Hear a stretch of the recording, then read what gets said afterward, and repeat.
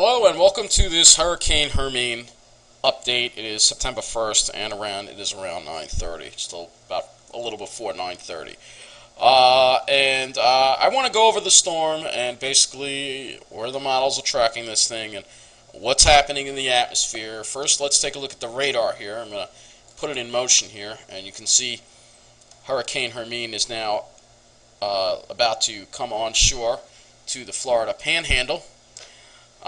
And you can see a really healthy, well-defined eye right there. Very, very healthy, well-defined eye. Definitely, probably clear in that eye. So you definitely have these really heavy bands. And these red things here, they're extreme wind. Actually, those are tornado warnings. I don't know if those are tornado or extreme wind warnings. There's an extreme wind warning out too. Well, this whole area is experiencing. It's a Category 1 hurricane. And I mean, not a very strong hurricane, but still a hurricane nonetheless. And it certainly looks threatening on the radar.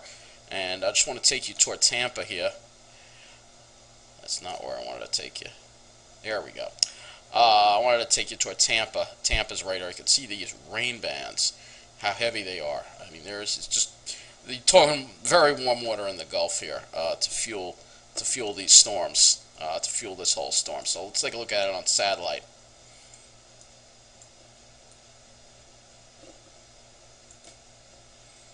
Alright, so let's do a major satellite overview, and then we'll go a little closer on it. Basically, this is the cold front here trying to get offshore, but the problem is we have this ridge off to the right that's going to block the progress of that front. And if we go ahead and we look at the let's first look at the closer satellite of Hermine. Alright, you can see just how healthy this thing is. Look at that eye. I mean, just look at that eye. This thing looks like it's still strengthening. Now, what's supposed to happen is when it gets over land, it should weaken. But the problem is, it's going to track over land, and it's going to start slowing down. But the problem is, it's going to eventually go back out over the water again. And when we take a look at some of the computer models, which we'll do in a minute, you'll see that it's actually going to go back right out over the water again. So let's take a look at some of the computer models now and what this storm means for us. Okay, so we're looking at Friday morning again.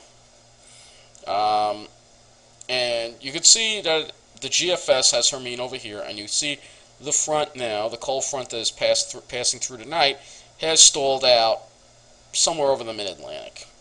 Alright, and it's stalled out because you see here on the right is that damn Atlantic ridge again. And what we have, unfortunately, is a setup. I'm not just saying a setup. It's not going to be like Sandy, but the setup in the atmosphere is very similar to Sandy. It's this abnormal Atlantic ridge blocking pattern that we have that is, becoming a real issue due to climate change, global warming. This ridge is not supposed to be as strong as it is. It's not supposed to be here. The atmosphere is supposed to flow from west to east, so storms like these go out to sea. But the storm can't go out to sea because of this ridge here. So watch what happens. All right, we have this beautiful air mass trying to get in here. All right, so let's go ahead and forward. You can see the beautiful air mass trying to get in here. Friday night. You can see the front stalled out, and you can see Hermine, which is moving. The GFS moves it kind of fast, and I think it may wind up moving a little slower than that, because it's hitting this ridge here is not going to let it go out to sea, and this ridge building in from the north is going to keep it from moving north as well. And this is a similar setup we had with Sandy. So now we're going into Saturday, and you can see that it has Hermine going off the Carolina coast and emerging back out over water again, which is a concern for us.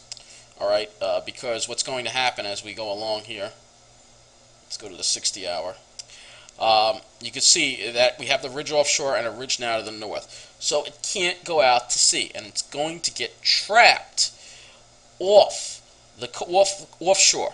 It's going to get trapped. We don't know exactly where, but the problem is we know the water temperatures are warm offshore. We know they're 80 degrees. Some people are going to debate, oh, it's not going to keep its tropical characteristics. It's going to become extra tropical.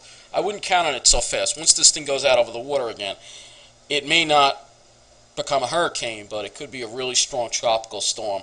and it could be some type of hybrid storm, basically.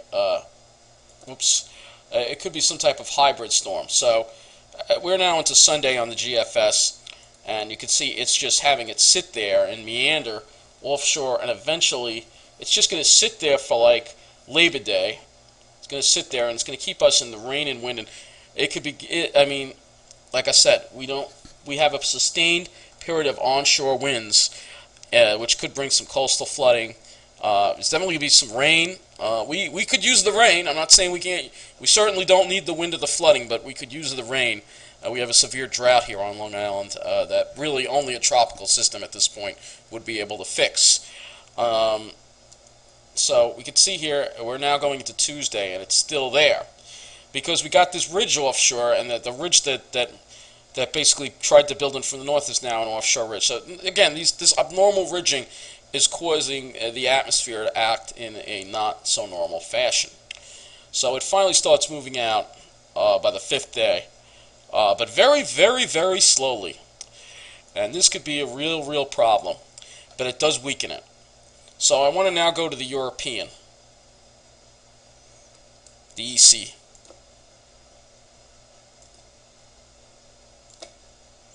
Here's the 3-day euro, all right, Sunday morning.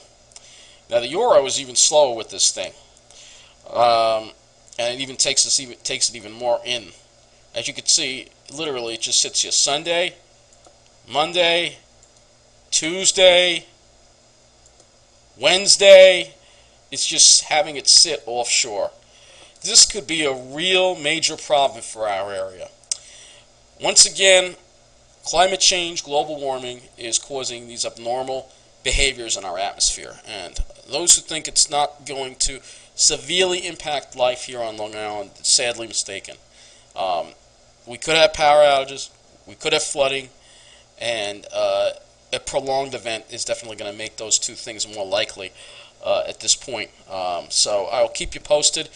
I'm hoping that we can get some sunshine and blue sky for tomorrow, Friday, before all hell breaks loose. Let's just hope that maybe this ridge will somehow dissipate and the storm will move offshore. But right now it's looking less and less likely. This is a setup that is going to keep nailing us more and more due to climate change, global warming, serious problems in the atmosphere that we need to address, because literally our lifestyle, our quality of life here on Long Island and New York will be destroyed by global warming if we don't do anything about it. Thank you for watching.